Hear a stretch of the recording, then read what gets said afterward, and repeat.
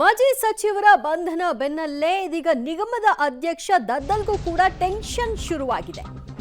ವಾಲ್ಮೀಕಿ ನಿಗಮದಲ್ಲಿ ಬಹುಕೋಟಿ ಹಗರಣ ನಡೆದಿರೋ ವಿಚಾರಕ್ಕೆ ಸಂಬಂಧಪಟ್ಟ ಹಾಗೆ ಸುದೀರ್ಘ ವಿಚಾರಣೆಯನ್ನ ನಡೆಸಿತ್ತು. ವಾಲ್ಮೀಕಿ ನಿಗಮದ ಅಧ್ಯಕ್ಷ ದದ್ದಲ್ ಕೂಡ ಅರೆಸ್ಟ್ ಆಗೋ ಸಾಧ್ಯತೆ. ಎಸ್ಐಟಿ ವಿಚಾರಣೆಗೆ ಹಾಜರಾಗಿರುವಂತಹ ದದ್ದಲ್ ಅವರನ್ನ ನಾವು ವಿಚಾರಣೆಗೆ ಕರೆದುಕೊಂಡು ಹೋಗಬೇಕು ಕೊಡಿ ಅಂತ ಇಡಿ ಕೂಡ ಹೋಗಿ ಕೋರಿದೆ ಎಸ್ಐಟಿ ಮುಂಭಾಗ.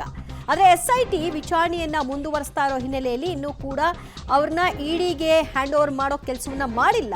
ಈ ಕಾರಣದಿಂದಾಗಿ ಇಡಿ ಅರೆಸ್ಟ್ ಮಾಡಬೇಕು ಅಂತ ಎಸ್ಐಟಿ ಕಚೇರಿಯ ಮುಂದೆ ನಿಂತಿದೆ ಅನ್ನುವಂತಹ ಮಾಹಿತಿ ಲಭ್ಯವಾಗ್ತಿದೆ. ಎಸ್ಐಟಿ ಮುಂದೆ ಹೇಳಿಕೆಯನ್ನ ಸದ್ಯ ದದ್ದಲ್ ದಾಖಲು ಮಾಡ್ತಾ ಇದ್ದಾರೆ.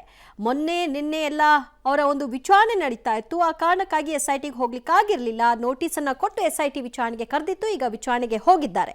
ಈ ಮಧ್ಯೆ ಹೆಚ್ಚಿನ ಮಾಹಿತಿ ಕೊಡ್ತಾರೆ ನಮ್ಮ ಪ್ರತಿನಿಧಿ ನರಸಿಂಹಮೂರ್ತಿ. ಎಸ್ಐಟಿ ವಿಚಾರಣೆಯನ್ನ ದದ್ದಲ್ ಎದುರಿಸ್ತಾ ಇದ್ದಾರೆ. ಇದರ ಮಧ್ಯದಲ್ಲೇ ಇಡಿ ಕೂಡ ಅವರನ್ನ ವಶಕ್ಕೆ ಪಡ್ಕೊಳ್ಬೇಕು ಅಂತ ಮನವಿಯನ್ನ ಮಾಡಿದೆ ಎಸ್ಐಟಿ ಬಳಿ. ಏನಾಗ್ತಾ ಇದೆ ಸದ್ಯಕ್ಕೆ? ದಿವ್ಯಾ, ಈಗಾಗಲೇ ಪ್ರಕರಣ ಸಂಬಂಧ ಇವತ್ತು ಬೆಳಗ್ಗೆಯೇ ಬಸನಗೌಡ ದದ್ದಲ್ ವಾಲ್ಮೀಕಿ ಅಭಿವೃದ್ಧಿ ನಿಗಮದ ಅಧ್ಯಕ್ಷರಿವರು. ಹೀಗಾಗಿ ಇಲ್ಲಿ ನಡೆದಿರ್ತಕ್ಕಂತಹ ಬಹುಕೋಟಿ ಹಗರಣ ಸಂಬಂಧ ಕಳೆದ 2 ದಿನಗಳಿಂದ ಅವರ ಮನೆ ಮೇಲೆ ದಾಳಿಯನ್ನ ನಡೆಸಲಾಗಿತ್ತು. ನಿನ್ನೆ ಸಂಜೆ ವೇಳೆಗೆ ದಾಳಿಯನ್ನ ಅಂತ್ಯಗೊಳಿಸಲಾಗಿತ್ತು. ಹೀಗಾಗಿ ಇವತ್ತು ಬೆಳ್ಳಂಬೆಳಗ್ಗೆ ದದ್ದಲ್ ರವರ ನಿವಾಸದಲ್ಲಿ ದದ್ದಲ್ ರವರನ್ನ ಕರೆದುಕೊಂಡು ವಶಕ್ಕೆ ಪಡೆಯೋದಕ್ಕೆ ಇಡಿ ಅಧಿಕಾರಿಗಳು ಸಿದ್ಧತೆಯನ್ನ ಮಾಡಿ ಅವರ ಮನೆ ಬಳಿ ಹೋದಂತಹ ಸಂದರ್ಭದಲ್ಲಿ ದದ್ದಲ್ ಇವರ ಸಂಪರ್ಕಕ್ಕೆ ಸಿಕ್ಕಿರಲಿಲ್ಲ. ಹೀಗಾಗಿ ಯಾವ ಕಡೆ ದದ್ದಲ್ ಹೋದ್ರು ಅನ್ನೋ ಒಂದು ಜಾಡನ್ನ ಹಿಡಿದು ರಾಯಚೂರು ಕಡೆ ಹೋಗಿರ್ಬೋದು ಅಂತೇಳಿ ಇಡಿ ಅಧಿಕಾರಿಗಳು ಫಾಲೋ ಮಾಡುವ ಕೆಲಸವನ್ನ ಮಾಡಿದ್ರು. ಆದ್ರೆ ಸುಮಾರು 11 ಗಂಟೆ ವೇಳೆಗೆ ಬಸನಗೌಡ ದದ್ದಲ್ ಸಿಐಡಿಯ ಎಸ್ಐಟಿ ಕಚೇರಿಯಲ್ಲಿ ಹಾಜರಾಗಿದ್ದಾರೆ. ಎಸ್ಐಟಿ ಅಧಿಕಾರಿಗಳ ಮುಂದೆ ಹಾಜರಾಗಿದ್ದಾರೆ. ಹೀಗಾಗಿ ಬೆಳಗ್ಗೆಯಿಂದ ಎಸ್ಐಟಿ ಅಧಿಕಾರಿಗಳ ವಿಚಾರಣೆಯನ್ನ ಎದುರಿಸುವ ಕೆಲಸವನ್ನ ಮಾಡ್ತಿದ್ದಾರೆ.